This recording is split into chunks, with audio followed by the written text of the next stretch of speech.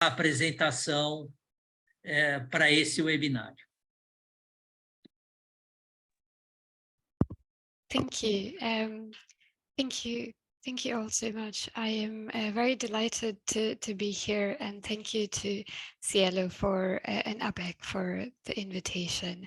Thank you, Professor Rose, for the introduction to the topic today. I think the questions that you raised about changing an editorial board, succession planning, leadership, and so on, I think hopefully some of it will be addressed in my presentation. E elas serão abordadas aqui na minha abordagem de hoje, na minha apresentação de hoje. Então, vou compartilhar aqui a minha tela.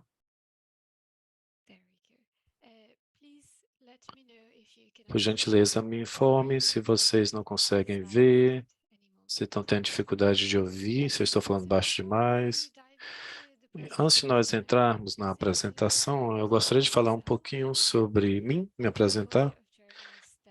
Os portfólios de periódicos que eu já trabalhei. Os meus periódicos estão no campo da neurociência e da psiquiatria, são partes do Springer. Isso significa que, tradicionalmente, nós trabalhamos com editores que são pesquisadores ativos, e o meu papel como publisher seria, na realidade, o de me envolver e trabalhar com o apoio aos editores externos, né? Dar um apoio para eles nesse processo. Obviamente, nós temos também as atividades diárias de garantir que os artigos são impressos e que a produção dá tudo certo. Então, muito da minha apresentação de hoje vai lidar com esse modelo de editores e de periódicos, mas também acredito que será aplicável a outros modelos também, por exemplo, os periódicos que trabalham com editores internos. E, rapidamente, dá para a gente ver aqui um pequeno resumo de 5 pontos que eu irei discutir com vocês. Todos eles estão relacionados entre si e são parte do nosso processo de planejamento sucessório. Eu vou, então, dar início aqui com o primeiro. Quando nós pensamos sobre planejamento de sucessão editorial, nós consideramos vários aspectos diferentes, né? E é parte do nosso pensamento geral sobre desenvolvimento, né, como um todo. Quando nós pensamos sobre o planejamento sucessório, nós levamos em consideração quem é o líder ideal, o que é que faz um editor-chefe ser bem-sucedido. Então, em primeiro lugar, nós iremos levar em consideração a pesquisa. Se a pesquisa deles se encaixa, na realidade, no escopo e nos objetivos, né, do periódico, são conhecidos na área, eles não precisam ser um superstar, mas precisam ser aceitos como um intelectual sólido, né, na sua área. Também a rede de trabalho desse profissional já passou por redes internacionais, já passou por comitês de bolsas, se conhece os campos emergentes de pesquisa científica, se é parte da visão deles, manter uma visão dos campos emergentes também, manter-se atualizado nos campos emergentes de pesquisa científica. Em terceiro lugar, qual foi a interação anterior dele com o periódico?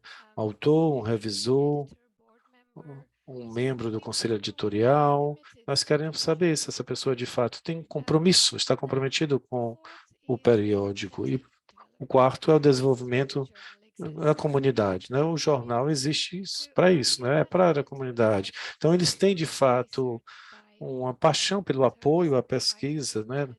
Dá uma bom retorno aos autores, né? Trabalhar com os autores. Quando nós pensamos sobre um novo editor-chefe, nós mantemos esses 4 critérios na nossa linha de raciocínio. Além disso, os próximos são muito importantes também, né? Obviamente, tem que trabalhar com a integridade, né? Seguir as diretrizes COPE, devem ter um comprometimento com pesquisas abertas e com equidade de conhecimento, e também a diversidade, a equidade e a inclusão, quando for o momento de apontar um editor sênior, o corpo editorial, e também quando for o caso de convidar autores, né, de locais diferentes mundo afora, né? Então, quando nós levamos todos esses critérios em consideração, nós estamos pensando sobre um planejamento sucessório como um processo, como parte do desenvolvimento do periódico. Então, nós colocamos as ideias na prática e aí nós temos um plano para quando nós gostaríamos de indicar um novo líder, ou se nós precisarmos apontar, designar um novo líder, como é que isso vai ser? Isso vai me levar no meu próximo slide, aqui, que é o momento do recrutamento de um novo editor-chefe. Nós temos nosso plano, mas quando é o momento de colocar tudo isso em prática para encontrar um novo editor-chefe? Quais são as razões para que isso ocorra? Primeiro, nós temos a saúde do periódico. É uma abordagem proativa do publisher. Tem algumas razões que podem levar a uma mudança na liderança, obviamente, em um periódico. Por exemplo, pode não mais refletir a área, os tópicos emergentes ainda não estarem cobertos, não serve mais à comunidade, há uma falta de diversidade no corpo editorial e, obviamente, também tem um impacto na visibilidade do periódico e nas submissões também. O que é importante também é se nós temos as questões de integridade de pesquisa e se nós temos também a revisão por pares, né? Por isso tudo a gente pode levar a uma mudança ou não da liderança. As duas próximas opções que nós temos aqui são mais abordagem reativas. Às vezes, por exemplo, um editor em chefe, o mandato deles termina e eles assumem um outro cargo, talvez um posicionamento na indústria, talvez dentro das suas próprias instituições, e recebem um financiamento de grande magnitude, ou chegam a ser o vice-reitor de uma universidade, enfim, para o reitor ele não tem mais tempo. É aqui que o publisher vai responder a essas questões e vai buscar um novo editor em chefe. E o terceiro, muito incomum, mas infelizmente também acontece quando um editor em chefe se demite. Geralmente, nós temos um inventário dos editores de chefe apontados e, eventualmente, a gente vai precisar fazer a mudança desse novo editor em chefe. Agora que eu já falei um pouco sobre quando nós precisamos fazer esse recrutamento de editor em chefe, eu gostaria de falar mais também um pouquinho sobre os grupos diferentes que podem ser utilizados para a escolha de um editor-chefe. Geralmente, no passado, a tradição era que o editor que estaria saindo iria apontar o seu sucessor e o publisher iria abordá-lo, ter discussões com ambos e se o sucessor concordasse com as condições, nós teríamos então um período de transição entre o que estava saindo e o que estava entrando, como um período de capacitação. O que a gente faz no momento é tentar se distanciar desse processo, né, para uma abordagem um tanto quanto diferente. Nós levamos em consideração uma mistura dos grupos diferentes aí. Primeiro, abordar o corpo editorial e as associações afiliadas. Às vezes, um editor associado seria a escolha natural, mas nós pedimos também recomendações do corpo editorial, dos editores internos da Springer Nature também, e se o periódico for provido por uma sociedade, nós vamos trabalhar em uma colaboração com essa sociedade. Nós também utilizamos as nossas próprias redes. Eu faço a conexão com potenciais editores-chefe em conferências, em reuniões. Também me envolvo com rede de pesquisas, com foco em diversidade também. Por exemplo, tem uma rede chamada Express Women Microbiology. Às vezes, nós temos um comitê de busca e aí a gente vai abrir um processo para recrutar. Terceiro, é uma abordagem baseada em dados. Nós utilizamos um banco de dados para identificar as instituições e os intelectuais. Nós realizamos uma revisão para ver quais são as tendências, para ver em que esses intelectuais estão trabalhando, das suas tendências, onde é que eles estão, etc. Nós também analisamos outros critérios, além das métricas de citações, como os downloads e outros scores. Então, nós estamos caminhando para uma abordagem mais mista, combinada, ou nós levamos em consideração uma mistura de todos esses grupos. Isso se dá porque nós queremos abordar uma variedade grande de candidatos, levando em consideração a inclusão, a diversidade e a equidade. E nós queremos garantir que a gente vai escolher o melhor candidato para refletir, de fato, a nossa comunidade, para espelhá-la. Isso em mente, eu gostaria de falar um pouquinho agora sobre como a visão, o envolvimento de uma carreira editorial. Então, quando nós fazemos a escolha de um editor-chefe, nós nos baseamos e fundamentamos que essas carreiras envolvem semelhantemente como uma carreira de pesquisadores. Por exemplo,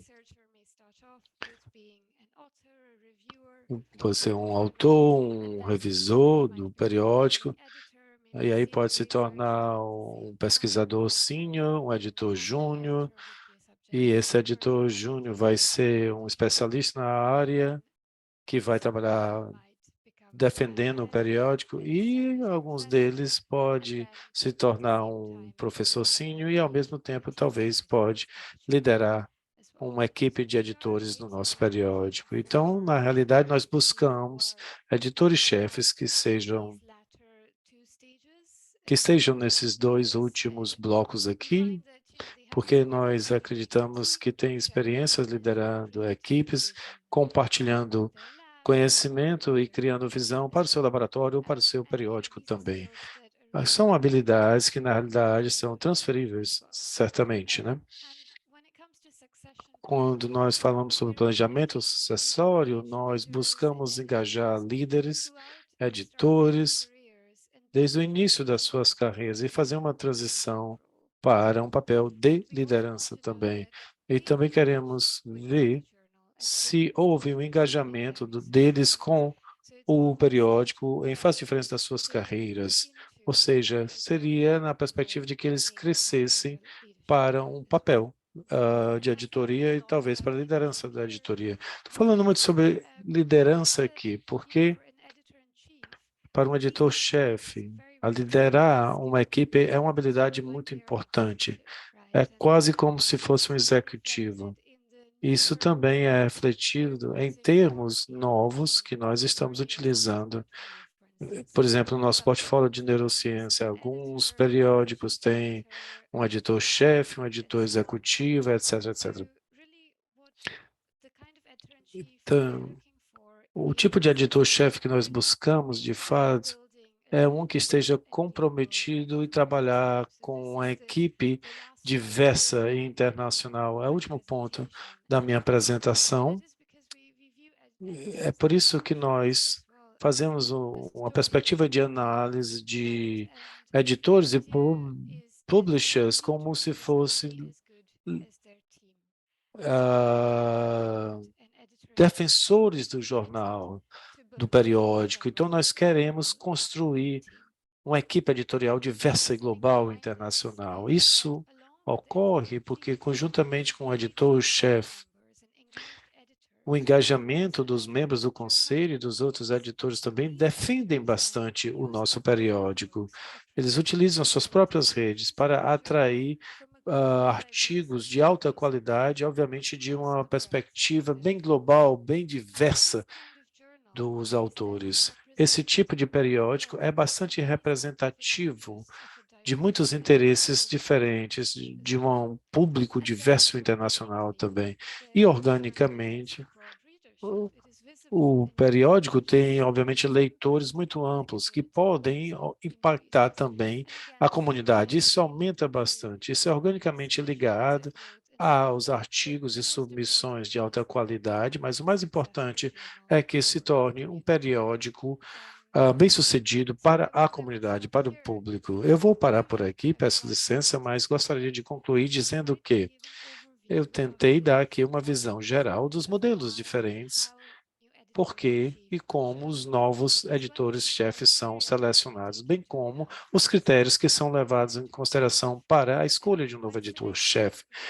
Ao escolher um correto, a gente pode garantir que o periódico vai continuar a crescer, mesmo durante um período de transição na nossa liderança, e eventualmente poderá se tornar um periódico bem-sucedido e representar a comunidade científica, a sua maior amplitude. Vou finalizar aqui e agradeço demais a todos e todas, né? E no meu pouquinho português, eu gostaria de dizer obrigada. Muito bem. Thank you very much, Karonika. Your presentation was excellent. I love it. I love it. Vamos passar imediatamente para a Thaisa agora. Em seguida, no final, nós faremos as considerações e as perguntas. Obrigada, Sigmar. Obrigada, Denise, Cielo e a Beck pelo convite. Eu vou... Peraí, deixa eu compartilhar aqui a minha apresentação. Vamos ver se eu consigo colocar... Opa!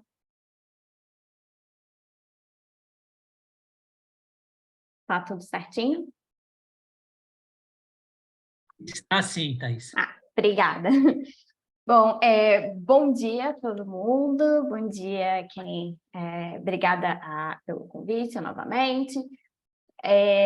Eu estou aqui com uma missão um pouco diferente. Acho que a Karolinka deu uma primeira visão muito importante acho que deu uma clarificada para a gente sobre como que um publisher olha, né, principalmente para apontar um editor-chefe, e a gente está tentando discutir modelos de sucessão. Quando eu conversei com o Sigmar sobre isso, eu falei que, né, eu tinha talvez uma visão um pouco diferente de como que a sucessão poderia, deveria, ou como as coisas funcionavam na Lancet. E então ele me encorajou que eu trouxesse o lado oposto da conversa. Então eu vou tentar trazer aqui um ponto de discórdia.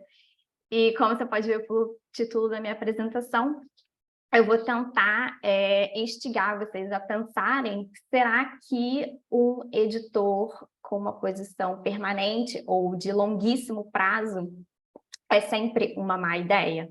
Então, por que eu estou falando isso e por que sou eu que estou aqui falando isso, né?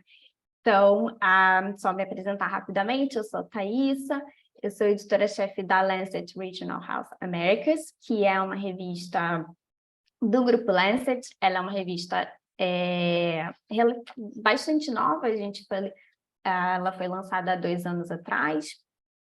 Então, a gente está no processo de crescimento e desenvolvimento do nosso corpo editorial e da nossa presença.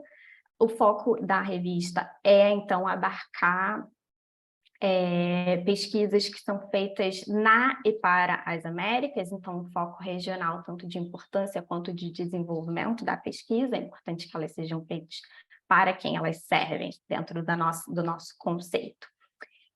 O nosso time ele é bastante pequeno, então a gente tem 2 editores sênior, um nos Estados Unidos e a Elisa aqui no Brasil, onde eu também estou alocada.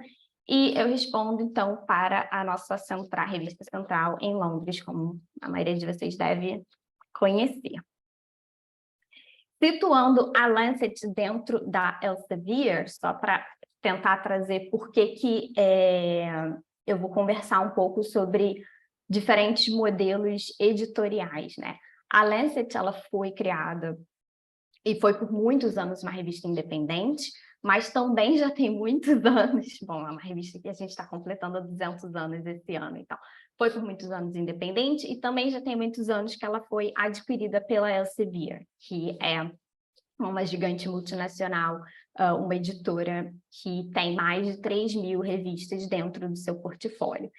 Só de Health Sciences, a gente tem mais de 1.100 revistas, 1.050 tá ali, revistas.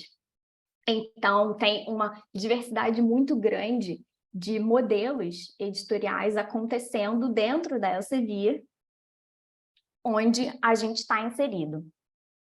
E por que eu estou trazendo essa informação? Como a Karen já falou antes, existem dentro desses portfólios, assim como a Springer Nature, a Elsevier também trabalha com vários modelos. Uma parte muito grande dessas revistas vão ser, então, ou pertencentes, né, Elsevier Journals, ou ser revistas da Elsevier, ou revistas que pertencem a sociedades e são, né, administradas ou são associadas com a Elsevier. Nesses dois grandes grupos, eles vão funcionar como ela explicou anteriormente, né? Como a gente conhece, a maioria das revistas que são guiadas, né? Que são lideradas por o que a gente chama de editores científicos. Então, a gente tem um publisher que vai estar fazendo, vai overlook, né? Que é responsável por um grupo de revistas, e nesses grupos de revistas, então, como ela explicou para vocês já, ela vai direcionar o processo editorial, vai apontar o editor-chefe, que vai participar do processo de escolha de todo aquele time, e eles vão juntos, então, trabalhar sobre o crescimento e o direcionamento dessa revista. Entretanto, nesse modelo, existe uma hierarquia onde o publisher define o editor-chefe baseado numa visão de revista, uma visão de direcionamento que ele já tem.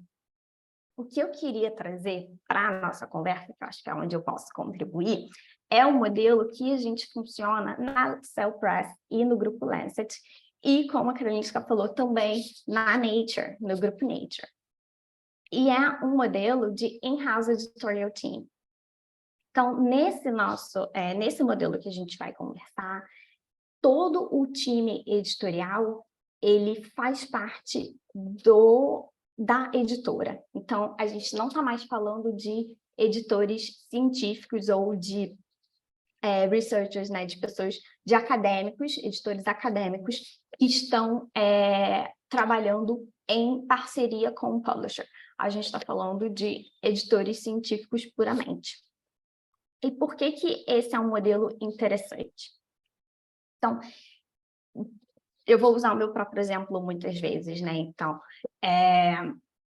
dentro da Lancet e das revistas do nosso grupo, todo o time editorial, ele é exclusivamente de editores, né? Essas pessoas trabalham full-time, 7 dias da semana, como editores, e a gente tem a possibilidade de ter um part-time, né, de ter pessoas de dedicação não exclusiva, mas a gente vai começar a inserir, né, a gente tem contratos específicos para isso, e tem toda uma política interna para lidar com potenciais conflitos de interesse, porque aqui, como você pode imaginar, a gente tem uma camada adicional do conflito de interesse de pessoas que eventualmente continuarem fazendo suas próprias pesquisas, em publicarem dentro do grupo Elsevier como um todo, e não só naquela revista que ela trabalha, porque ela passa a ser um trabalhador daquela editora. Então, esse conflito de interesse, ele se expande para muito além só daquela revista. Então, é uma questão muito mais delicada, mas a gente tem contratos específicos para isso, e guidelines, né, maneiras de lidar com esses potenciais conflitos de interesse. Então, aqui, uma mudança sutil, mas que é muito interessante, é o fato de que esse time, e principalmente esse editor-chefe, eles passam a ter uma gerência muito mais incisiva sobre o direcionamento dessa revista. Então, se torna esse editorial, ele é muito mais independente em criar as estratégias de direcionamento e a visão propriamente dita dessa revista, uma vez que eles são, de fato, os reais responsáveis pelo crescimento. E aquele publisher, ele passa a ser a pessoa que está ali, né, como se fosse dando um suporte, né, ajudando e trazendo também alguma experiência e alguns limites, até que você pode ir, até ali você não pode, mas o gerenciamento dessa revista, ele passa a ser muito mais dentro da visão e das estratégias desse time editorial. Eu copiei esse slide aqui só porque ele é usado, né? Ele é um slide genérico que a gente usa para apresentar a função do publisher, mas eu vou mostrar para vocês que isso passa a ser totalmente a função do time editorial quando a gente fala de um processo in-house. Então, assim, dentro da Lancet, que é o exemplo que eu estou trazendo para a gente discutir um pouquinho, a gente começou como uma revista lá em 1823, e a partir dos anos 2000, então, isso acabou começando a crescer em, atualmente, 24 baby journals, que não são tão babies assim, mas todas as 24 revistas funcionam em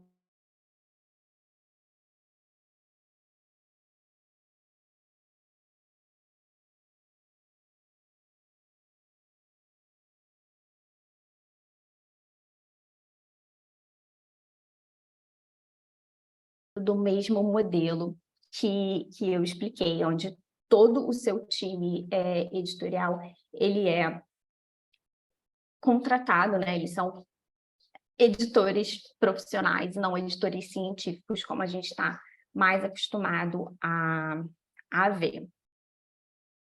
E então, para instigar a pensar sobre a permanência desses editores nos cargos, eu trouxe 2 exemplos interessantes. Então, o Richard Horton, que é o editor-chefe da Lancet, ele é editor-chefe da Lancet há mais de 20 anos, e antes disso ele era editor sênior e depois editor executivo, então, dentro da mesma revista. O Richard, ele entrou na Lancet em 1990, então, 4 anos depois de ele se formar em medicina, então, a gente pode dizer que ele desenvolveu toda a carreira dele como editor dentro da Lancet, até que ele se tornasse editor-chefe, onde ele está por mais de muitos e muitos anos, que é o tema que a gente está tentando discutir aqui. E se você olhar para esses 20 e poucos anos que o Richard está à frente da revista, você consegue visualizar muito claramente como que ele conseguiu imprimir, né, a visão e o direcionamento do porquê que a revista existe e qual a função social e científica dela dentro da medicina e das políticas públicas, que é um direcionamento de Global Health que aconteceu muito claramente a partir da entrada do Richard como head, né, como líder não só da revista, da Lancet, né, principal, mas como de todas as outras. Então, a impressão, no sentido de né, real, da visão dele dentro do grupo, ela fica muito clara ao longo da trajetória dele à frente da revista. E isso é interessante porque a gente pode até dizer e pensar que hoje, né, depois de todos esses anos, é muito possível que esse arcabouço seja sustentável independente da presença dele, mas isso não aconteceria não fosse essa trajetória tão sólida e tão longa. Então, só para trazer aqui, então, existem diferenças entre você ter uma sucessão que acontece quando você tem uma estratégia e uma missão e um direcionamento muito bem construídos por muitos e muitos anos, e essa sucessão de fato acontece, ou se você imprime um sistema de sucessão precocemente, sem que esse arcabouço, né, do que aquela revista representa, significa e se propõe a ser antes que isso aconteça. O meu segundo exemplo, Dr. David Colin Reid, que é editor-chefe da Lancet Oncology, eu trouxe porque o David, ele também está à frente da Lancet Oncology há mais de 20 anos, desde bem mais de 20 anos, mais de 22. Ele mantém appointments, né? Ele se mantém como professor convidado em universidades, então o David, ele é uma pessoa que mantém o link com a comunidade científica, mas ele é a personificação da Lancet Oncology. Não existe um evento de oncologia que eu pise, que a pessoa olhe para o meu crachá, leia Lancet e pergunte, o David está aqui.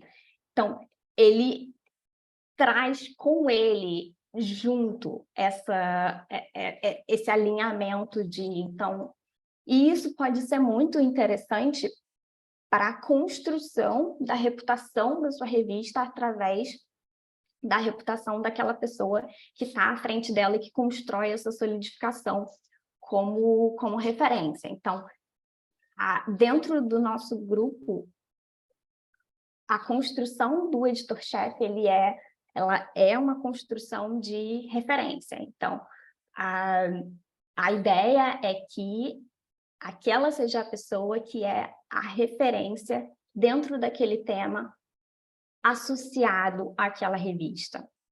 Então, existe essa intenção de associação. Mas é lógico que existem diversas coisas para se balancear dentro desse modelo que eu estou tentando trazer aqui um pouquinho para a gente discutir. Posso colocar vários pontos positivos, incluindo o controle que esse editor tem sobre todo o processo editorial, tudo que está acontecendo ali, o tempo que ele tem para dedicar a que a relação com os autores seja a melhor possível e muitas outras, mas, do outro lado, a gente tem que sempre considerar que existe um maior distanciamento do que está acontecendo ali no dia a dia, né? Uma vez que você não está mais dentro do que está acontecendo todos os dias, e ele é um modelo caro. A gente está falando sobre trabalho remunerado. Se você já saber a minha opinião, todos os editores deveriam ser remunerados porque é trabalho. Então, só mais uma polêmica. Enfim, então, só para trazer, eu queria também trazer como que isso acontece para a gente, né? Então, eu disse para você que os nossos times, eles tendem a ser criados para serem de longo prazo. Mas nem sempre isso vai acontecer. A gente tem muitos percalços ou motivos para que isso não se mantenha. A gente pode ter problemas de ética, problemas de conduta, problemas de direcionamento não alinhado com a missão do grande grupo, né? Como a Kalinska também trouxe, a gente tem uma preocupação muito grande com times diversos e globalizados, então a gente pode existir, né, momentos em que esse alinhamento perfeito se desfaz. E quando isso acontece, o nosso plano, né, como se diz assim, né, o nosso processo sucessório, ele se faz necessário. Ele é muito menos comum que aconteça de maneira ativa, principalmente com o editor-chefe, pelos motivos que eu já trouxe aqui para vocês. A gente já viu isso acontecer em revistas que funcionam em sistemas parecidos com a Lancet. E, enfim, o modelo mais tradicional é que se aponte, né, um Acting Editor-in-Chief. E o importante para para diferenciar aqui é que, como eu falei, a gente está inserido dentro de uma grande empresa, de maneira que essas pessoas passam a ser empregados dessa empresa. Então, o nosso processo de recrutamento, ele tem um embasamento, todo o embasamento científico exatamente, né, extremamente semelhante ao que a Clística trouxe antes, mas ele é um processo de contratação. Então, ele passa por um mix de avaliação científica e processamento pelo RH. Então, a gente tem também essa diferença de que eu, de fato, estou contratando uma pessoa para uma posição fixa, mas essa contratação ela é exclusivamente baseada na minha avaliação do alinhamento científico daquela pessoa com a posição que ela está se propondo. É muito mais comum que essa sucessão aconteça nos níveis de editor sênior e editor associado, que é quando existe onde existe uma mobilidade de carreira, uma progressão de carreira muito maior. Então, essas pessoas estão ativamente olhando para a próxima oportunidade. Então, existe esse processo seletivo, essa sucessão, que para a gente é um processo seletivo, ela acontece com mais frequência. E é interessante que, por exemplo, ele se dá de uma maneira muito, como se diz assim, a autonomia do editor-chefe é muito grande. Então, por exemplo, quando o meu time, eu não passei pela experiência de substituição no meu time, mas eu passei pela experiência de expansão, né? A gente começou com um time de 2 pessoas, agora a gente é um time de 3 pessoas, futuramente a gente vai ser um time de 4 pessoas. E esse processo, existe uma autonomia muito grande do editor-chefe. Então, basicamente, eu sou a pessoa que, junto com outros editores, vou, basicamente, definir qual é o perfil ideal, a pessoa ideal para aquela posição naquele momento de crescimento, dentro da estratégia de crescimento da minha revista naquele momento, e definir quem é essa pessoa. Então, tem um input do publisher muito pequeno em relação a essas mudanças que acontecem a nível editorial. E só, assim, caso esses slides fiquem disponíveis para outras pessoas, acho que tem algumas coisas que facilitam muito que essa transição, ou essa troca, ou essa expansão do seu time seja o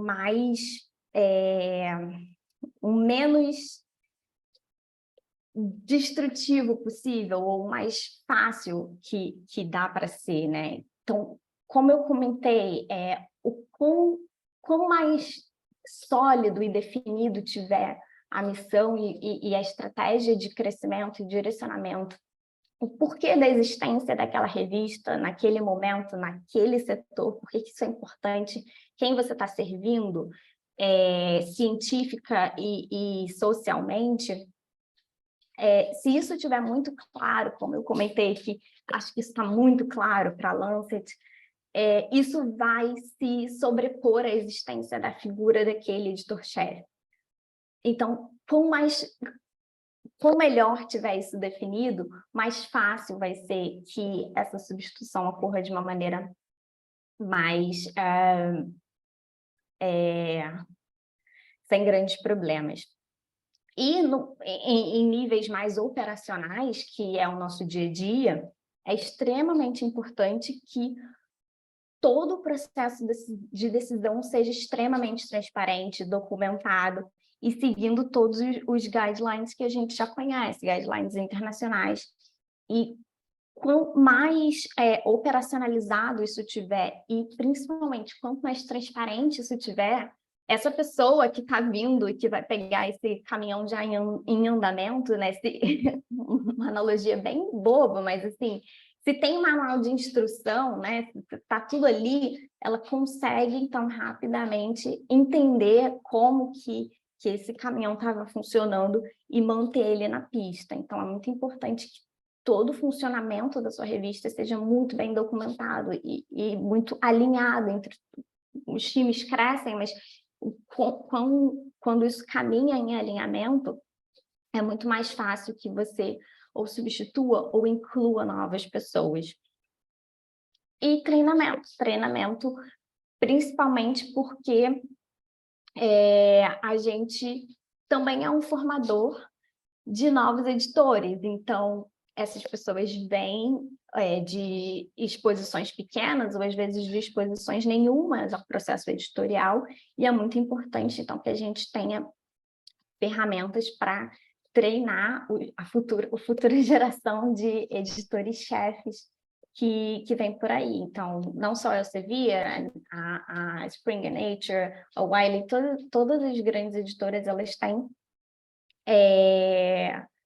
ferramentas e guidelines e páginas de suporte aos seus editores que são muito ricas em informação para esse momento de transição. Bom, eu tinha isso para trazer para vocês em relação ao meu ponto controverso. Eu espero que eu tenha plantado uma sementinha da discussão.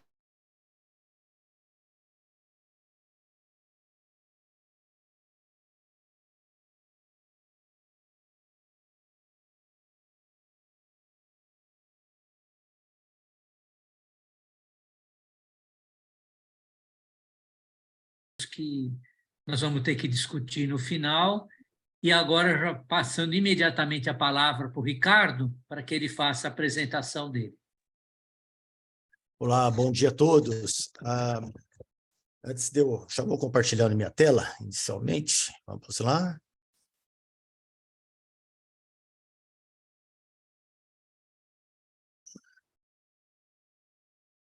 Estão todos...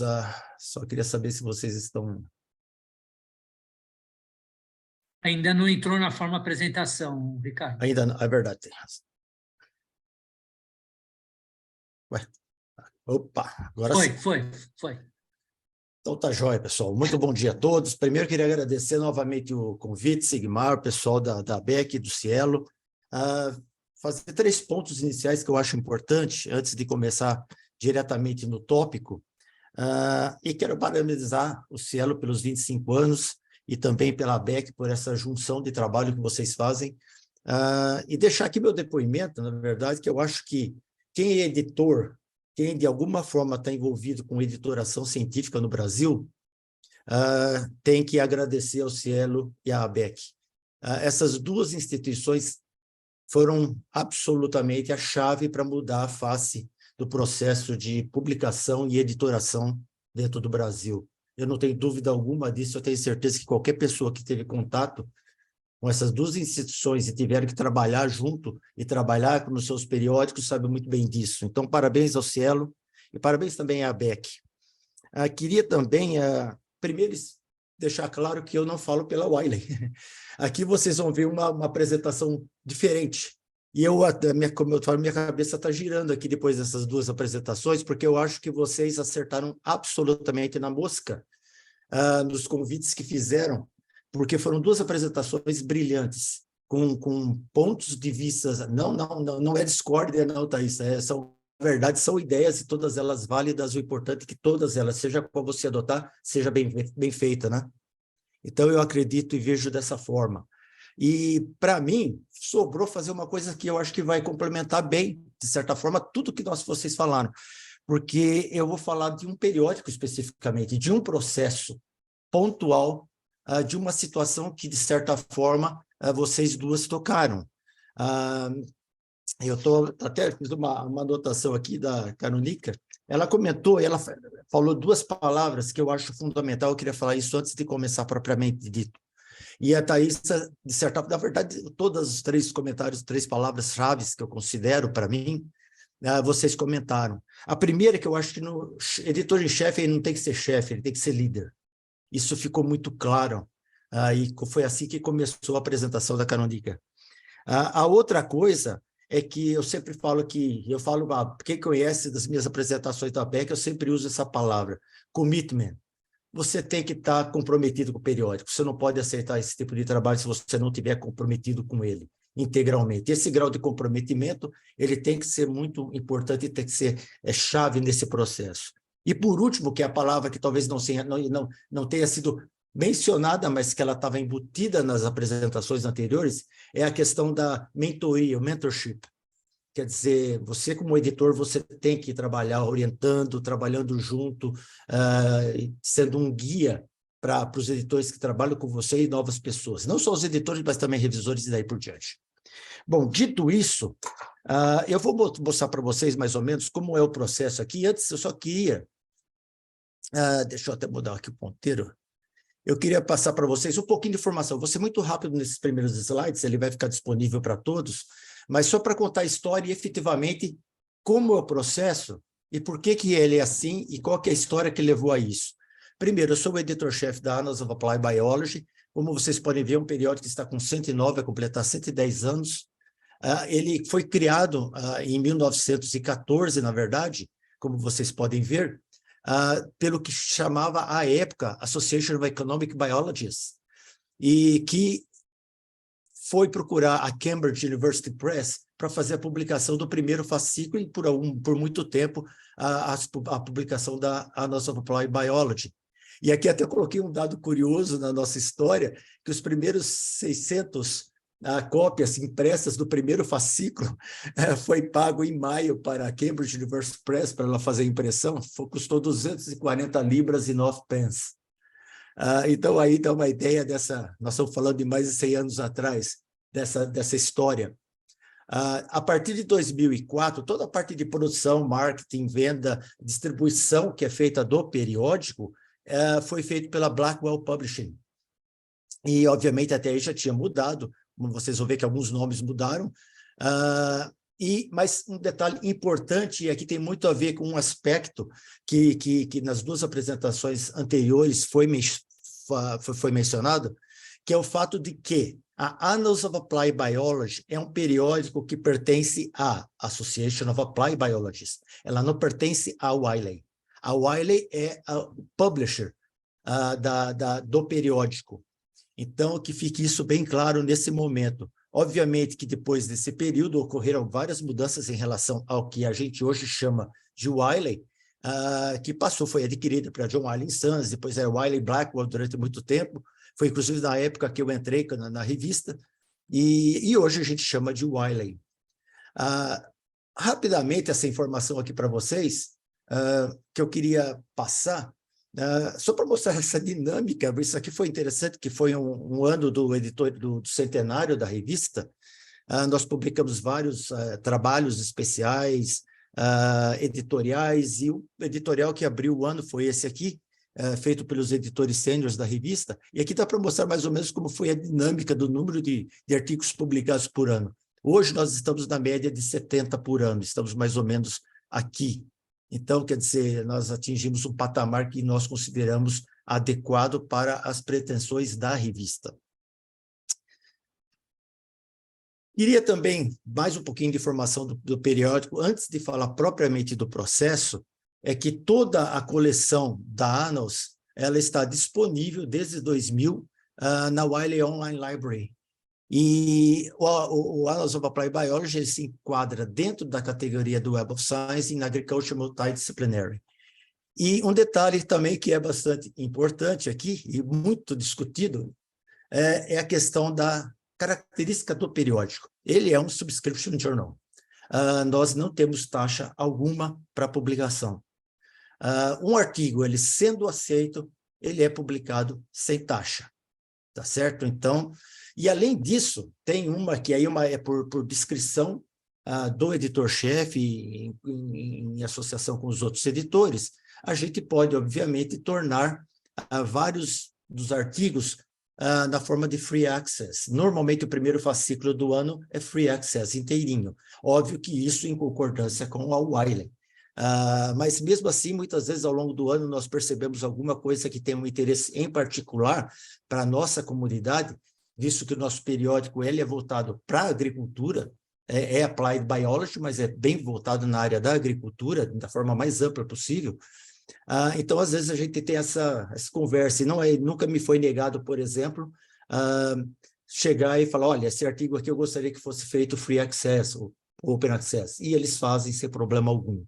E aqui, então, fica mesmo a critério do autor, se ele quiser publicar open access ou não o seu artigo. Se ele quiser open access, essas são as taxas que são cobradas hoje nesse processo. Tá? E, obviamente, que essas taxas aqui, existem várias links da Wiley com acordos da Wiley dentro da própria Europa, por exemplo, com a Alemanha, com a Itália. Se você está dentro das instituições desses países, você não paga taxa alguma. Então, obviamente, existem várias formas de você minimizar esse problema do pagamento das taxas.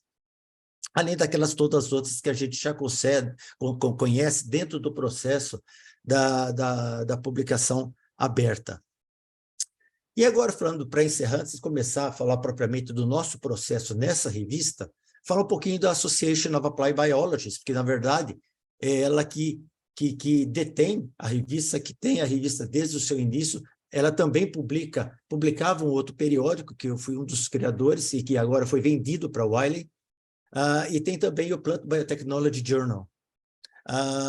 E, na verdade, a Association é uma associação, tem 10 anos a mais do que a revista. Como vocês podem ver, ela é uma associação, foi em 1904 que ela foi criada, e é uma registered charity. E tem uma série de atividades, não só o controle da publicação de periódicos, mas de eventos, organizar eventos, patrocinar alunos, bolsas e assim por diante. Não tem fins lucrativos a associação. E é uma associação bastante sólida, como vocês podem bem perceber ao longo de tantos anos e tantas atividades que a associação está envolvida. Bom, dito isso, como funciona o processo? E antes de falar isso, só para dar uma ideia, na verdade, como é o periódico. E vocês vão ver que isso aí, de certa forma, foi destacado nas apresentações anteriores, porque, obviamente, o nosso periódico é um daqueles modelos que existem e que são adotados por várias outras editoras também. Veja só, então, a minha história dentro dessa revista, eu entrei como editor associado do ano de 2006, já no ano seguinte eu fui convidado para me tornar editor sênior, e vocês vejam que eu fiquei bastante tempo como editor sênior. E foi apenas em 2021 que eu me tornei o editor-chefe do periódico, sendo que é um contrato de 5 anos que pode ser renovado, como vocês estão vendo aqui. Eu tenho um contrato de 5 anos com a Association of Applied Biologists para ser o editor-chefe da revista. E eu tenho direito a uma renovação. É óbvio que isso pode ser encerrado, como a própria Thaisa mencionou tudo, e a Canônica também mencionou, quer dizer, você pode, dependendo de qualquer circunstância, isso aí pode ser mudado. E um detalhe que é muito importante nessa história é que eu sou editor sênior também. Ou seja, o modelo que nós trabalhamos é na forma de vários editores sêniores, como vocês podem ver aqui embaixo, olha, na realidade nós somos 7, de diferentes áreas de Applied Biology, de agricultura. Por exemplo, tem de virologia, entomologia, crop improvement, que é o meu caso, por exemplo, e que cada um é como se fosse um editor-chefe individual. Toda decisão científica é feita individualmente por cada um. Ou seja, por exemplo, um editor da área de virologia de plantas, ele recebe o manuscrito, a decisão de aceitar ou não é dele. Então, o meu papel como editor-chefe, vocês vão ver, eu vou fazer alguma menção um pouquinho mais para frente, tem alguns extras dessa história, mas eu não deixo de ser editor-chefe. Eu não vou interferir, por exemplo, na decisão de um colega da área de virologia, ou da área de entomologia, ou da área de estatística. Já esses editores sêniores, como eu disse, atualmente são 7, o prazo que nós temos de contrato é de 3 anos. Eu esqueci de dizer, obviamente eu sou remunerado, assim como também os editores sêniores são remunerados. E a gente pode ter renovações, essas renovações, no momento, elas não têm limite. vocês viram que eu fiquei vários anos como editor sênior. E a função, essencialmente, é científica e, obviamente, tem atuação direta comigo em aconselhamento e discussão do periódico nas mais diferentes formas. E, por último, nós temos um grupo bastante grande de editores associados, que também tem um contrato de 3 anos, que é renovável uma vez. Atualmente são 70, né, dentro das diferentes áreas que o periódico abrange. E nenhum deles é remunerado. Eu coloquei esse asterisco aqui pelo seguinte, que vocês obviamente vão perceber no próximo slide, eu acredito que seja um pouquinho mais claro. Se um editor é bom, você não quer perder. Então, não existe o impedimento da gente convidar um editor a continuar. Em um primeiro momento, ele tem um contrato de 3 anos que a gente pode encerrar, ele pode ser renovado por mais 3, mas se a gente quiser, a gente pode continuar esse processo. Antes de passar especificamente para como todos esses editores são escolhidos e como ocorre o processo de sucessão, eu queria mostrar para vocês como é que é o nosso modelo, para até ajudar a entender esse modelo de sucessão que a gente tem. Então, muito rapidamente, o manuscrito sendo submetido para a revista, nós temos uma equipe editorial. Essa equipe editorial é da Association of Applied Biology, que é contratada para trabalhar diretamente com a gente, e tudo isso é pago pela Association of Applied Biology, assinada pela Wiley. Essa equipe editorial vai fazer o checklist inicial, verificar, passar programas de software para plágio, checar outras eventuais restrições e outros eventuais problemas que possam existir naquela submissão. Mas isso normalmente acontece nas primeiras horas da submissão. É muito rápido. E normalmente já no mesmo dia ou no dia seguinte, uma vez que esteja tudo ok, esse manuscrito ele é direcionado para o editor sênior da área. Então, vamos supor que seja um artigo da área de estatística. Ele vai para o editor sênior da área de estatística. Tá?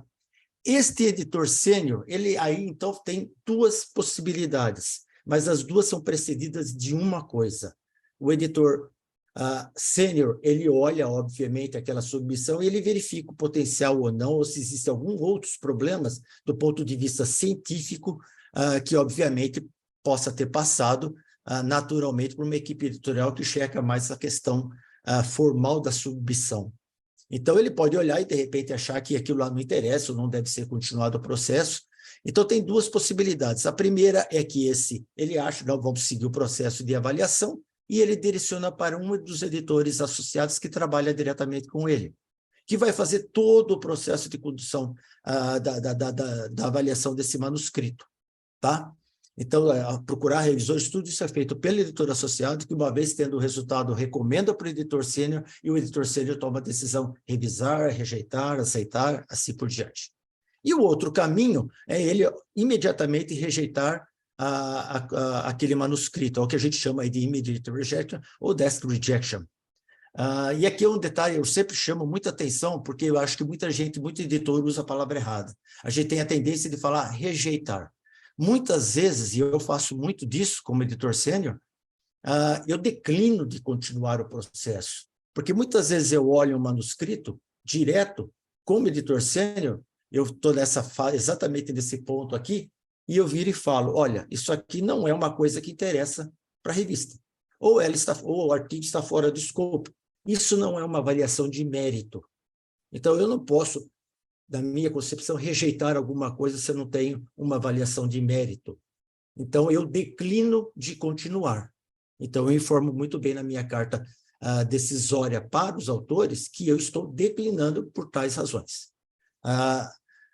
E, finalmente, o autor, só para ficar também bem claro, o nosso modelo é o single blind, quer dizer, o autor é o único que não sabe nada e todos os outros sabem tudo. Ou seja, os editores sabem que é o editor que convidou, né? O editor sênior, o editor associado que convidou, sabe quem são os autores.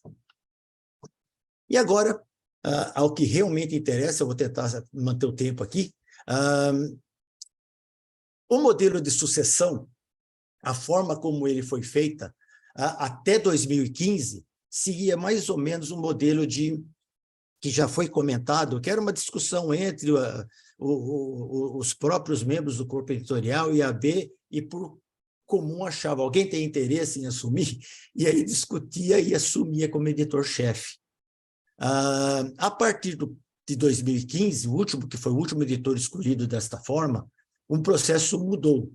Então, a partir de 2020, que foi quando eu fui selecionado para ser editor-chefe, foi feito um edital, divulgado, aberto, para que qualquer pessoa pudesse fazer sua inscrição como candidato àquela vaga. Então, haveriam candidaturas para o cargo de editor-chefe. E para essa candidatura, o que é feito é que são duas coisas que essencialmente são necessárias. Obviamente, um currículo com a formação, que normalmente espera-se que seja na área, e que também tenha vasta experiência com publicação. Mais ou menos isso já foi apresentado e discutido nas duas apresentações anteriores. E é óbvio que isso é o mínimo esperado. Mas também a gente tem que apresentar um plano estratégico para o periódico, um plano estratégico de 5 anos, tá? Com as metas, com as ideias e visões que aquele candidato tem para com o periódico.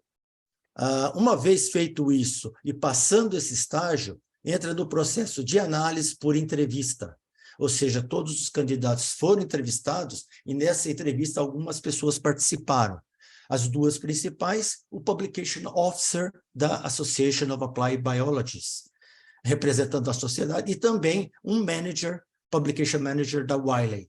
A minha entrevista, eu me recordo, demorou 1h40, mais ou menos, e feito esse processo de entrevista, obviamente que existe uma reunião entre essas pessoas para fazer o processo de análise, decisão e indicação do nome daquele futuro editor-chefe.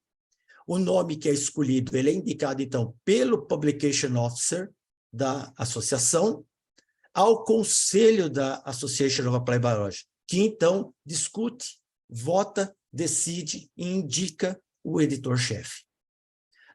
Uma vez isso feito e a pessoa aceitando o cargo, é assinado um contrato, como eu já disse, com 5 anos, e a possibilidade de uma renovação.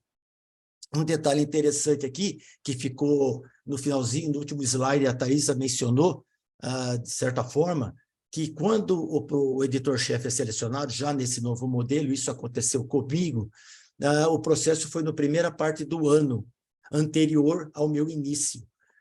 E uma vez que eu fui selecionado, eu já diretamente comecei a participar de todas as atividades junto ao editor-chefe que estava saindo. Então, no meu caso, foram mais ou menos 8 meses que eu trabalhei diretamente com o Simon Leder, a equipe de editoração, com a Wiley, participando das reuniões que ocorriam normalmente entre esse grupo. Ou seja, já fazendo parte desse caminho. Apesar de já ser da revista por muito tempo, foi muito boa essa experiência, porque muitas daquelas atividades, como editor-chefe, eu não participava. Isso foi muito bom, foi uma preparação muito boa. E aí, o que é que efetivamente a gente acaba tendo que fazer nessa história? O editor-chefe, a associação e a Wiley, na verdade, nós mantemos reuniões periódicas, o que a gente chama de quarterly catch-up meetings. Então, a cada 3 meses a gente se reúne, eu tenho que apresentar um relatório trimestral para eles, discutir as coisas da revista, quaisquer eventualidades que possam ter ocorrido, necessidades, e é sempre muito bom, sempre tem sido muito tranquilo trabalhar com todos eles. Obviamente, a Wiley também é uma coisa impressionante a quantidade de relatórios que eles geram para a gente sobre o periódico, e isso ajuda muito a gente a tomar determinadas decisões. Mas isso é uma atividade minha de editor-chefe diretamente com esses dois. E com relação aos outros editores, o processo de sucessão é um pouco diferente, na verdade, muito diferente. Os editores sêniores, como eu já mencionei, eles têm um contrato de 3 anos com renovações não limitadas até o presente momento. Só que a escolha desses editores sêniores, ela normalmente é feita pelos outros editores sêniores, obviamente, pelo editor-chefe e com consulta fechada ao corpo editorial. Ou seja, às vezes a gente tem que substituir. Por exemplo, vou dar a situação muito triste, por sinal, que o editor-chefe que eu substituí, o professor Simon Leder, um entomologista extremamente conhecido, mundialmente conhecido, ele deixou e logo em seguida, um período depois, ele veio a falecer. obviamente, nós tínhamos que substituí-lo, porque ele deixou editor-chefe, mas quis continuar com a revista do papel dele de editor sênior. E só que ele faleceu, nós tivemos que achar um substituto para ele. Então, nós fizemos reuniões, discutimos, procuramos nomes e indicamos alguém. A pessoa aceitou e hoje está trabalhando, e uma pessoa muito boa, por sinal. E aí eu deixo duas mensagens que também, de certa forma, foram mencionadas já anteriormente. Esse sênior, o editor sênior, normalmente, eles, pelos que nós temos escolhidos desde quando eu participo da revista, a maior parte deles sempre veio do corpo de editores associados. Ou seja, nós trabalhamos com aquela ideia de trazer alguém que já está ou já tem alguma relação com a revista, que já conhece mais ou menos o processo. Nós procuramos aquelas pessoas que estão bastante comprometidas com a revista e que possam efetivamente se tornar um editor sênior bem produtivo, bem eficiente e bem comprometido com a revista. Nós tivemos, no entanto, algumas experiências, e aí fica, não estou dizendo que isso seja assim, tá? Mas algumas experiências que eu tenho que mencionar para colocar em discussão para vocês, é que nós já chegamos a convidar editor sênior que não tinha histórico algum com a revista, nunca tinha participado, nunca participou do corpo editorial, nada. E o caso mais recente não foi muito bom, uma pessoa excelente, ótima, mas não deu certo, simplesmente não deu. Tanto é que a pessoa, antes de completar os primeiros 3 anos do contrato, pediu para sair. Não houve uma ligação e a gente percebeu muita dificuldade da pessoa de fazer o trabalho por causa de talvez não conhecer um pouco da história do periódico. Os editores associados, também, como eu já mencionei, 3 anos, renováveis por mais 3, mas é óbvio que, dependendo do desempenho, esse editor é convidado a continuar, tá certo? Por outros períodos. Assim como não é eficiente, a gente encerra o contrato no período, ou, obviamente, se acontecer qualquer outra coisa, o contrato pode ser encerrado.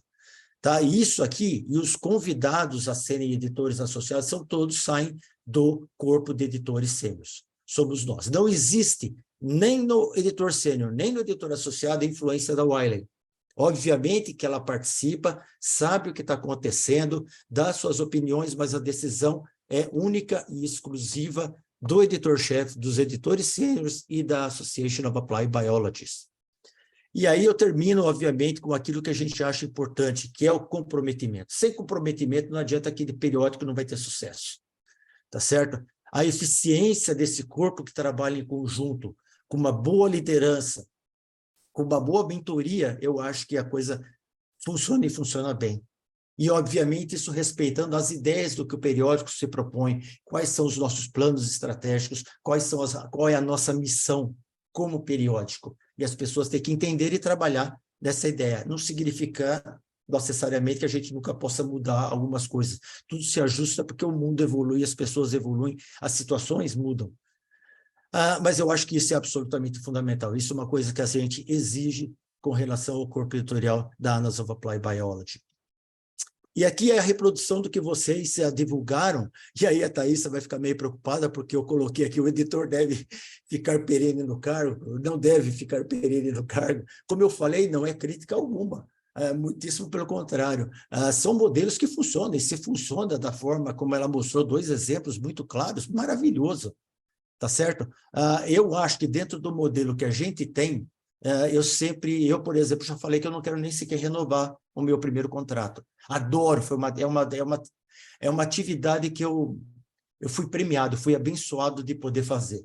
Não é de editor-chefe, não necessariamente, mas de trabalhar com a questão de editoração, porque para mim foi um diferencial pessoal, muito mais do que na carreira, um diferencial pessoal. Mas eu acho que a gente tem que ter oxigenação, eu acho que a gente tem que ter sempre gente mexendo, mas eu não critico e entendo perfeitamente outros modelos. Eu acho que, como eu mencionei inicialmente, funciona, é eficiente, as pessoas estão comprometidas com aquilo, acabou, está ótimo, tá certo? Então, eu queria novamente agradecer a todos vocês, eu não sei se eu passei do tempo ou não, parabenizar novamente o Cielo, a ABEC, sempre à disposição de vocês, e maravilhoso, a escolha de vocês foi brilhante. A minha cabeça, como eu disse, ficou girando, porque você fica vendo as apresentações anteriores e você já fica meio ali, meu Deus do céu, para onde que eu vou, né? Obrigado, Sigmar. Obrigado a todos. Parabéns às duas apresentações anteriores. Muito obrigado, Ricardo. Você fechou com chave de ouro, realmente, né? Eu acho que a sua colocação final reflete, né? Não existe certo ou errado. Existe o que funciona e o que não funciona. Eu acho que é bem por aí mesmo. Então, agora eu vou convidar todos, Thaisa, Caronica, Silvia, e vou passar a palavra para a Silvia, para que ela traga as perguntas que chegaram no Q&A e no chat. Por favor, Tá. Silvia. Ok, Sigmar. Obrigado. Nossa, que palestras, não, Sigmar? Maravilhoso. Eu, Eu estou que nem o Ricardo, minha cabeça aqui está rodando. Eu tinha um conceito formado que eu já mudei. Exato. E assim, assim, comentando em cima da minha vivência e da minha experiência enquanto editora, né? O meu periódico que eu estou como editora não está atrelado a qualquer grande editora, né, comercial. Então, a minha realidade é muito diferente, muito mesmo. Eu não sei aí do público aí que está nos assistindo, está nos acompanhando, né? Então, eu gostaria que compartilhassem com a gente isso, para ver se eu estou solitária nessa, ou se eu tenho alguns companheiros aqui, né, para compartilhar essa percepção, né? A gente vê que esse processo de sucessão, né, passado pelos três, é um modelo de negócio, né, Sigmar? É um verdadeiro modelo de negócio muito bem estabelecido, né? A gente vê que eles falam de, né, recursos humanos, né? Que o processo passa por aprovação de recursos humanos, é coisa que a gente não tem na nossa realidade. Contrato, falaram aí de assinar contratos, né? Coisas também que a gente não tem, né? Pelo menos eu não tenho na minha realidade, né? Mas é uma experiência muito interessante, né? Sigmar, você me permite eu fazer uma pergunta para os três? Com certeza. É uma pergunta minha, né? Para os três convidados, é uma curiosidade, né? Vocês demonstraram os critérios de seleção, né? Para o editor, ou para o comitê editorial, né? Falaram de mandato, período de mandato, né? Mas eu gostaria de saber, isso, ele consta, né? A forma que vocês conduzem esses processos, consta de algum regimento, né? Interno do periódico ou da editora, né? E consta também isso na política do periódico, né? Isso está explícito. Então, quando a pessoa vai submeter um trabalho, ele sabe que ele está submetendo um trabalho para um periódico que passa por esse processo, que não é um cargo vitalício, seja ele bom ou não, né? Não vamos entrar aqui no mérito disso, né? Foi falado... A Thaisa falou, né, que o processo ele é transparente, é documentado, né? A Thaisa usou isso, que segue diretrizes, né? Mas eu gostaria de saber quem tem acesso, né?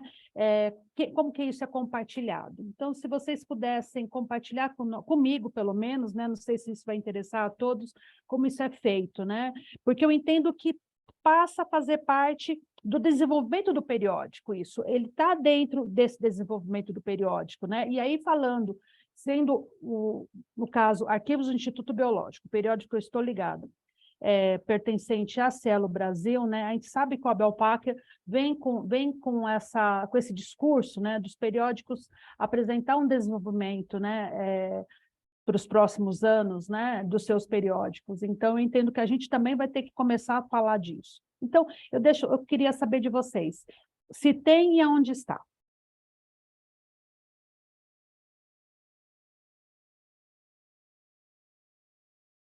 Pode começar, talvez, pela Carinuca, que foi a primeira. Of course, yeah. I think, Sim, com certeza. Muito obrigado, Silvia, pela sua pergunta, pelo seu questionamento. Excelente a sua pergunta. Eu acho que é muito importante, sinceramente, pensar sobre as regulamentações internas e se essa informação é compartilhada externamente, né? Então, pelo que eu sei, nós não temos uma documentação que é compartilhada externamente, né? E sobre os processos diferentes que nós utilizamos aqui, é por isso que hoje é uma boa oportunidade para nós conversarmos um pouquinho sobre esse processo, né? Enfim, quando nós temos um processo de busca, nós temos um anúncio no website do periódico, então os critérios e as informações são publicadas, né, para acesso geral. Seria interessante pensar sobre como a gente poderia apresentar essa informação ao autor. E é algo que eu vou levar em consideração, vou anotar, eu vou pensar, vou refletir. E a gente pode dar um pouquinho mais informação de como os nossos editores foram escolhidos e repassar isso para os autores e leitores. Muito obrigado.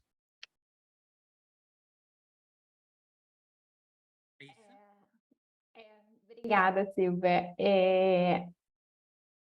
Eu entendo que o funcionamento básico do corpo editorial, ele tem que estar descrito na página principal, e ele está, isso de acordo com as diretrizes da COP, mas não necessariamente ele precisa explicitar se esses são termos com duração ou não. Talvez isso seja uma coisa que a gente pode levar para a própria COP, se seria interessante que a diretriz delimitasse isso dentro de um processo de ética, né? Se seria mais eticamente correto que não só tivesse especificado para cada revista, como eles sugerem, né? Que a página principal indique como que qual é o modelo. Então, quais são quem compõe aquele corpo editorial. Isso a gente está claro que tem que existir, mas não existe a expectativa de que essa definição de validade, digamos assim, esteja ali. E eu concordo que ela é importante. Acho que, como autor, é interessante que quando você está lá olhando, escolhendo se você vai para a revista A ou para a revista B, isso pode ser uma coisa que impacta na sua decisão. Então, acho que do ponto de vista da revista, é eticamente interessante que isso seja visível e fácil de entender. E semelhante ao que a Karonika colocou, isso fica muito claro em todos os níveis da Elsevier, no momento que você está buscando uma pessoa, porque, da mesma forma, a gente abre, como eu falei, que é um processo que envolve RH, né, que se torna uma busca de... uma vaga.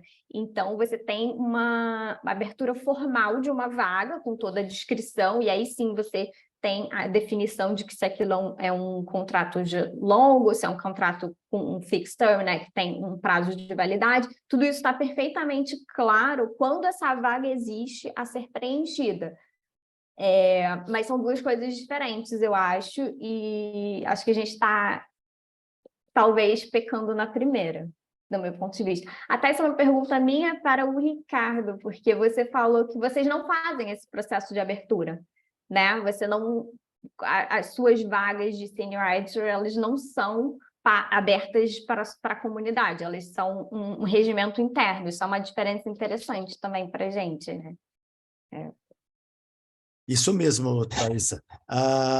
Muito rapidamente, eu vou comentar também a questão da Thaisa. Como eu disse, tudo é documentado, Silvia. Não sei se vocês estão sabendo, no Reino Unido mudou a regulamentação das charity associations, que foram a coisa de 2 anos atrás. Ocorreram algumas mudanças para reenquadramento das associações nessas questões relacionadas como profissionais, charity, seja lá o que a denominação que se dê. Isso tornou mais rígido ainda esse processo de você ter tudo extremamente documentado. Mas a associação, ela já era extremamente eficiente nesse aspecto. Ela sempre teve tudo documentado. Todos os contratos existentes, existe do editor-chefe, dos editores sêniores. Os associados não, é um compromisso que é feito, existe um convite oficial, mas não um contrato formal, porque eles não recebem por isso.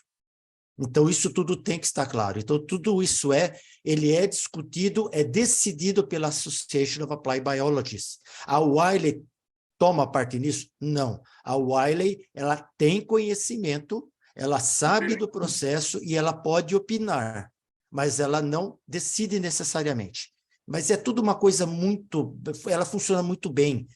Eu não sei se a experiência que nós estamos tendo com a Wiley tem sido espetacular, inclusive pelas pessoas da Wiley com quem a gente lida. São pessoas de uma abertura muito, muito, muito incrível. Isso facilitou muito a nossa vida. Então, a gente tem isso. E, Thaísa, com relação aos editores sêniores, realmente não existe o processo é feito pelos editores. A gente consulta, conversa com os colegas da associação, porque nós temos grupos de especialistas. A associação tem grupos de especialistas para todas as áreas da agricultura. Então, quando a gente tem que fazer, a gente conversa entre a gente e a escolha é feita dessa forma. O único edital que existe no processo para editor é do editor-chefe. Isso, como eu disse, a partir do meu caso, e até antes disso, também era uma discussão como era feita para o editor sênior.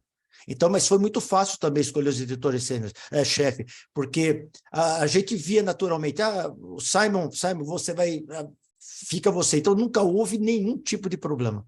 Dessa vez agora, a Wiley, com a associação, achou que o processo tem que ser na forma de uma abertura para candidaturas. Mas tem tudo documentado. Perfeito.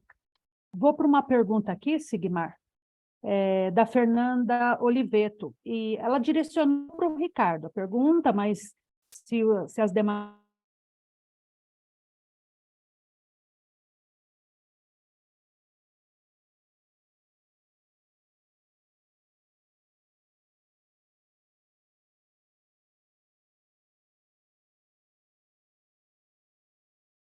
cujo publisher é um órgão federal, deve estar vinculado a qual setor? À presidência? Como pensar a sustentabilidade de uma revista científica sujeita a mudanças de governo? É uma discussão bem mais complexa do que a gente está imaginando. E realmente eu concordo com ela, fica muito mais difícil. Eu lembro de alguma experiência que eu tive, quando também eu fiquei numa situação, eu estava envolvido, não era editor-chefe, mas estava no corpo editorial de um periódico que estava sobre essa situação. E era muito difícil. Era difícil porque, inclusive, existiam algumas interferências indevidas que não faziam parte do ponto de vista científico. E aí parece que as pessoas entendem que, por existir essa relação, essa mantenedoras, vamos dizer assim, eles podem, de certa forma, influenciar até outros aspectos. Uma coisa é você cuidar da parte administrativa, outra é a parte científica. Então, isso eu acho que é muito difícil, a situação realmente é complicada. Eu, particularmente, acho... Eu evitaria até trabalhar numa situação dessa, porque isso depende muito das pessoas que lá estão. E como ela mesmo disse, você tendo uma mudança de governo, de direção, isso pode influenciar diretamente. Como é que você vai manter a estabilidade de um periódico? Como é que você vai manter a estabilidade das pessoas que trabalham? Como é que você vai manter a missão se ela pode estar sendo influenciada por um órgão diretivo que muitas vezes nem sequer está muito relacionado com a questão do aspecto científico da própria missão do periódico. Então, é difícil, viu? Eu acho a pergunta dela é muito pontual, eu acho que tem muito periódico que passa por isso, mas não é fácil achar uma resposta para isso. Inclusive de você conseguir se manter isento, porque só para... Eu não queria me prolongar, não, porque eu sei que tem muita gente que ele fala, mas só muito rapidamente. Muitas vezes, a equipe editorial é mantida por esse órgão. E isso, quer dizer, você tem o secretário, a pessoa que cuida da parte de checagem e tudo, ela é funcionária dessa empresa ou desse órgão federal, e que pode ser retirada a qualquer momento. Então, a forma a política ali é muito complicada, às vezes, para você ter segurança que você vai poder trabalhar tranquilamente e dedicar e focar o seu tempo, o seu esforço ao periódico como deveria ser. Sim, perfeito. Eu queria só complementar aqui, eu quero, porque esse problema, Ricardo, não é exclusivo das autarquias, é também muito das associações de classe, né? A gente sabe de uma associação médica aí que, de repente, vendeu a revista para a Coca-Cola. Aí o editor-chefe falou, como assim? Minha revista da área médica e quem vai patrocinar a Coca-Cola, que sabidamente faz mal para a saúde, ele pediu demissão e foi embora. Mas aí a instituição mantenedora, sabe, falou, não, nós precisamos de auxílio para a revista. Então, a interferência é muito grande, e aí eu vou fazer a minha pergunta. Como é a interferência dos publishers na manutenção da revista? Como vocês veem essa interferência? O Ricardo já colocou bem claro que a Wiley não interfere em nada, né? Como é a Lancet, como é a Springer Nature? Aissa, vamos começar com você agora? É interessante, então, para a gente, a interferência, como falei, ela, no âmbito de decisão editorial, ela é praticamente nula. O editor-chefe, principalmente, e o corpo editorial, eles têm total liberdade em todas as decisões que dizem respeito à validade científica, ou escopo, ou direcionamento, ou qualquer coisa. A relação com o publisher, ela começa a partir do direcionamento da revista, a expectativa que aquele publisher tem em relação àquela revista para aquele ano. Então, é claro que me é passado um conjunto de métricas, né, a serem seguidas. Então, isso aqui é o que a gente espera que vocês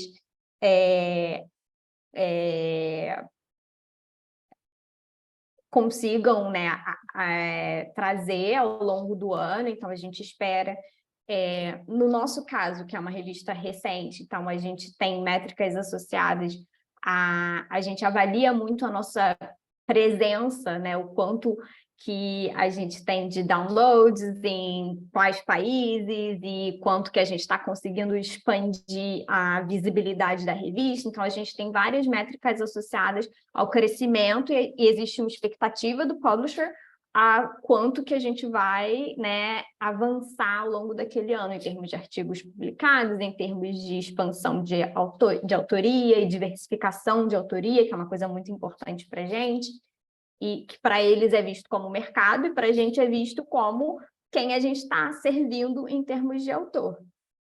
E essa é onde acaba a influência que o publisher tem e eu só posso falar com relação à Lancet. Eu não sei como é a relação dos publishers da Elsevier com os journals que pertencem à editora, porque eu não tenho experiência, mas com relação à Lancet e à Cell, é mais ou menos por aí. O controle editorial é total do corpo. Veronica?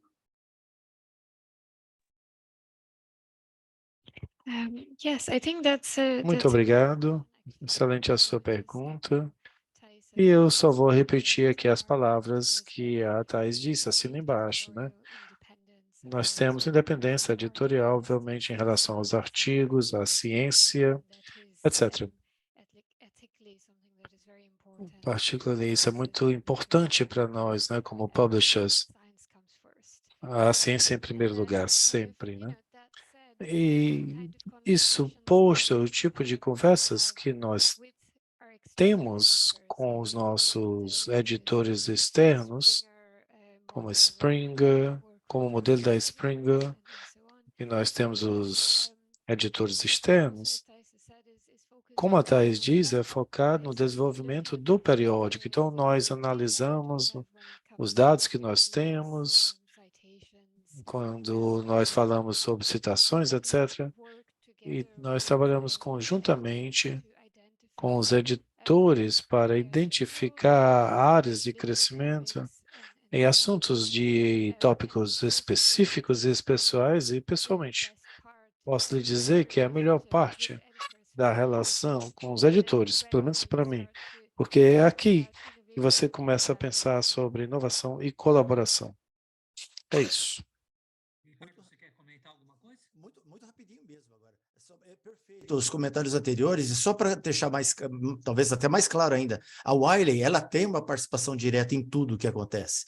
Talvez eu até mencionei quando eu estava falando do slide dos nossos catch-up meetings, Eu acabei, enquanto a Thaís estava falando, eu abri aqui um arquivo que a Wiley mandou para a gente, do último que nós tivemos há 2 semanas atrás, tem 28 páginas de dados sobre a revista, em 3 meses. Onde foi publicado, quem são os autores, quem não sei o quê. E aí você senta e você conversa, quer dizer, não que eles não chegam, eles não impõem nada, mas é um campo aberto para discussão. E eles nos alertam sobre uma imensidade de aspectos que nós mesmos não temos esse tipo de informação, a associação não levanta e os próprios editores também não. Então, o publisher, nessa hora, ele tem um papel absolutamente fundamental para dar suporte às nossas próprias decisões. Então, isso é fantástico. Eu vou dar um exemplo que eu achei maravilhoso. Não sei se, com certeza, você já deve ter ouvido falar, para a Thaís e a Caronica, a Wiley mudou o processo de submissão. Ela mudou a plataforma por Rex. E a Anos foi a revista modelo que seguiu. Nós fomos convidados para a Wiley para ser, vamos dizer, o modelo para começar. Quer dizer, como é que se fala? Esqueci a palavra agora.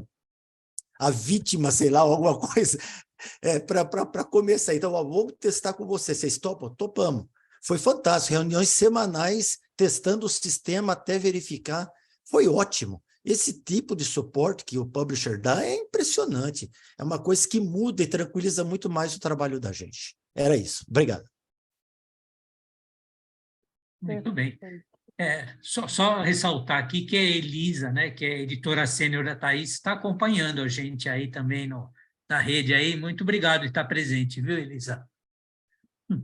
Vamos para uma outra pergunta, que é o Ronaldo Angelini. Primeiramente, ele está parabenizando pelas palestras, né? E ele mesmo reconhece que a pergunta dele pode ser considerada indiscreta. Então, diante disso, eu já deixo vocês à vontade para responder ou não, ok? Mas que ele tem a curiosidade de saber quantos de vocês ganham como editores, um valor aproximado. Ele está perguntando isso porque ele gostaria de saber quanto valeria o trabalho dele se a revista na qual ele é editor associado tivesse a mesma profissionalização do que a de vocês têm, né? Então, quem quiser pode abrir o microfone. Eu posso começar? Pode, como eu falei, são dois tipos de contratos que existem, do editor sênior. Eu não posso falar valores, obviamente, porque isso é impeditivo dentro do contrato, mas dá para dar uma ideia. No caso do editor sênior, ele tem um valor fixo, que não obviamente, a gente recebe em libras esterlinas. É um valor fixo, e mais cada manuscrito que ele processa, ele recebe um valor.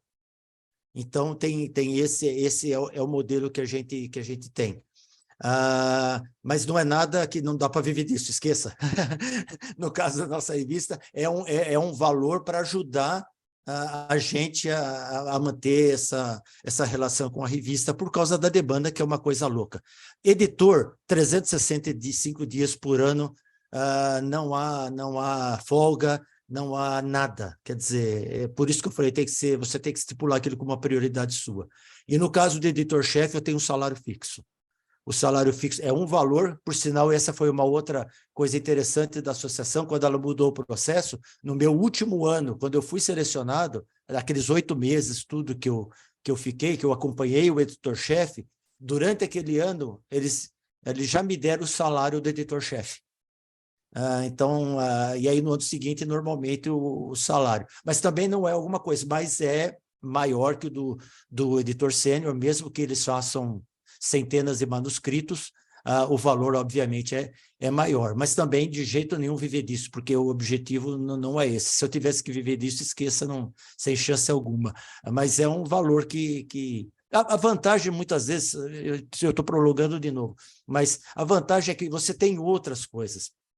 Por exemplo, nós temos reuniões anuais em Londres, eles pagam tudo, você consegue sentar, conversar, você consegue participar, eventos para promoção, então eles dão todo esse tipo de apoio, o que não te dá custo, e isso permite que você tenha uma interação muito maior com as pessoas, porque se dependesse só da gente para pagar as nossas viagens, as nossas coisas, então eventos promocionais em que, por exemplo, a associação está financiando ou está patrocinando, às vezes nós somos convidados para ficar junto no stand da Wiley e da própria associação para divulgar o periódico. Então, não é um salário direto para nós, mas é uma coisa que motiva você a ter essa inter-relação com os autores, leitores, com as pessoas da comunidade científica e até com outros publishers e pessoas que trabalham nessa área. Não sei se as meninas querem se colocar, senão dentro da ABEC foi já discutido isso, né, Sigmar, até para tentar uma bolsa editor, né, assim como tem a bolsa produtividade no CNPq, né, para os pesquisadores, para os docentes, já foi também tentado, né, alguma coisa para ter uma bolsa editor, né, mas infelizmente não conseguimos, né, seguir com isso, né, isso em alguns anos aí passado. Bem, Acho que nosso tempo está dando, Silvia. isso, exato, isso que eu ia falar. Eu acho que o Ronaldo está agradecendo, viu, Ricardo, a sua resposta e agradece a todos também. Assim como a Fernanda Quanto ao tempo, está também. tudo bem por mim, viu, Sigmar? É à vontade. Não, o tempo é o tempo que nós temos do webinar, tá? Eu sei que por vocês nós continuamos aqui. Isso. Aliás, eu quero agradecer muitíssimo aos três, porque, embora a gente tenha tido uma conversa inicial, parece que vocês tiveram uma outra reunião e combinaram o que iam falar, porque vocês complementaram uma fala do outro, tá? E foi perfeito a Caronica iniciar colocando todos aqueles parâmetros, a Thaís a colocar aquele contraponto que eu achei interessantíssimo, e trazer o exemplo, né, claro, do que é, e o Ricardo trazer a maneira como a revista dela. Eu achei, para mim foi muito proveitoso.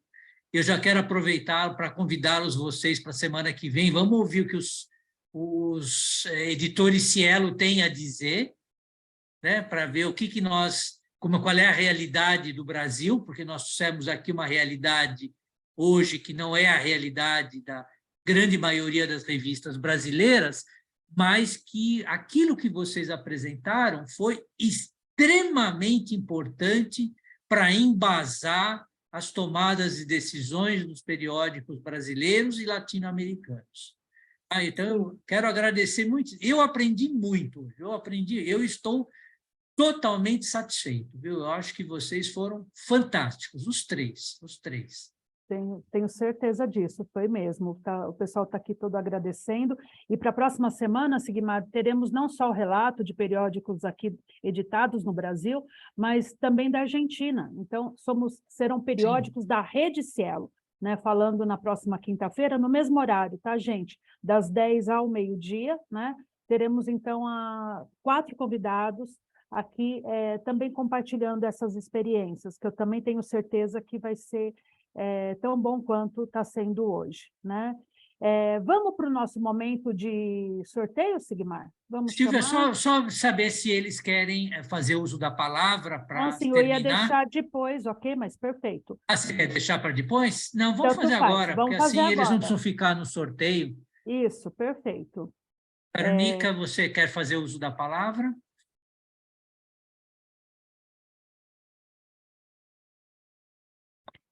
Yes, I would, Certamente, muito obrigado. Obrigado demais pelo convite de estar aqui. Para mim foi uma honra, né?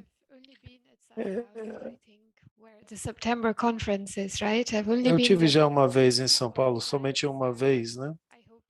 Então espero que novamente eu possa ser convidado a visitar São Paulo, né? Porque foi maravilhoso poder participar das discussões e compartilhar com vocês o nosso conhecimento. Muitíssimo obrigado.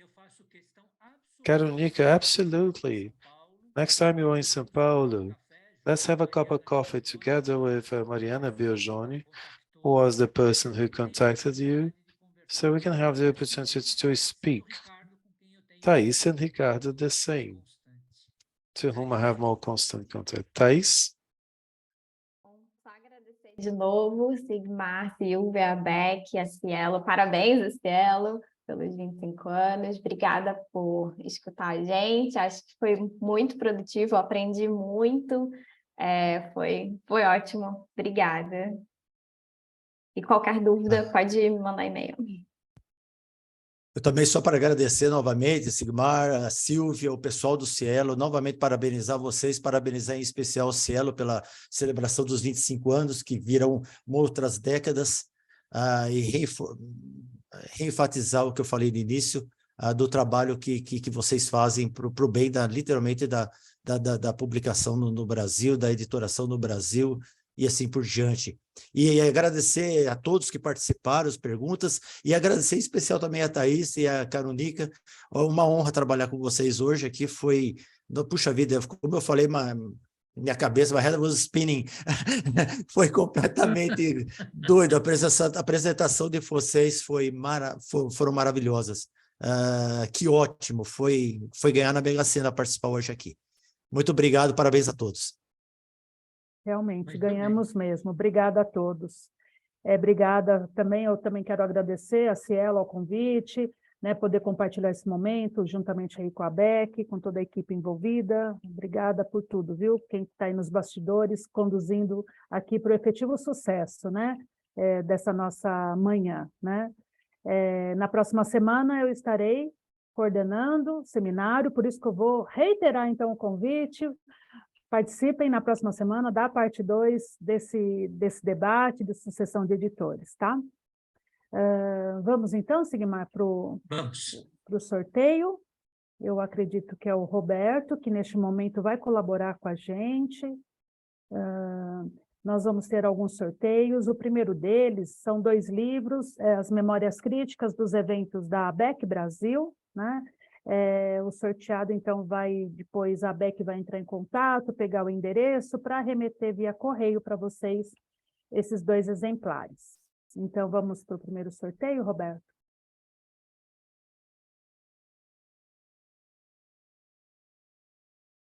Vanduir Salsen. Você, então, foi o sorteado desse primeiro brinde, né, da Beck. Então, como eu falei, a Beck vai entrar em contato, ok? Parabéns, viu? O próximo, Roberto, é um outro livro, Comunicação Científica Aberta, né? É um livro que teve como coordenadores a Heloísa Príncipe e o professor Sigmar de Mello Hold, né? Uma ótima publicação, recomendo a todos que, quem não tiver a sorte de ganhar, que tente adquirir esse exemplar. Vamos lá, Roberto, vamos ver quem que vai ser o sortudo, que vai ganhar esse livro.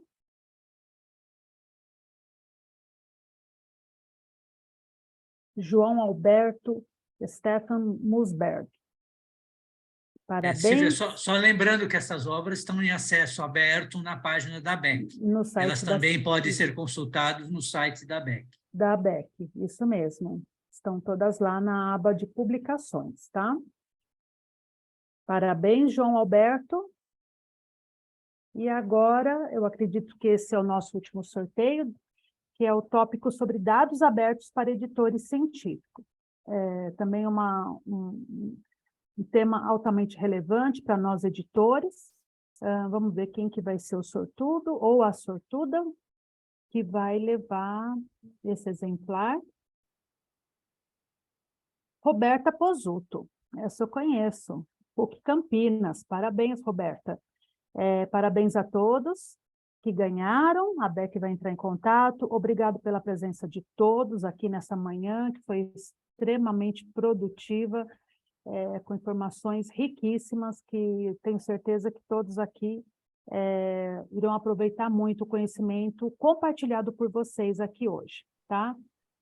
Sigmar, eu passo para você a palavra. Eu quero só aproveitar de lembrar que nós temos outros seminários fazendo parte desses seminários de 25 anos, eles estão projetados aí.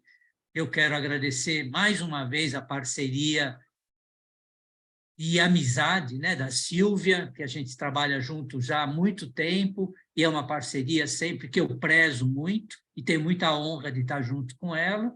E mais uma vez Agradecer a equipe Cielo e a equipe ABEC que deram suporte para nós em todo o evento.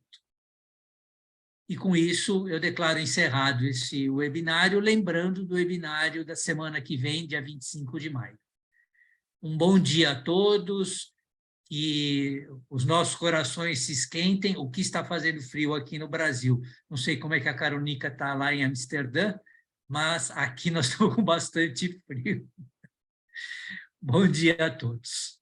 Yeah, it's maybe 15 degrees and it's Talvez not... 15 graus, não está chovendo não. Então a primavera está maravilhoso por aqui. Yes, yes. Mas isso já é frio para a gente, 15, né? Em meu nome, Nicolas Aires, da nossa equipe de interpretação simultânea, tradutor e intérprete de português, agradeço de Fortaleza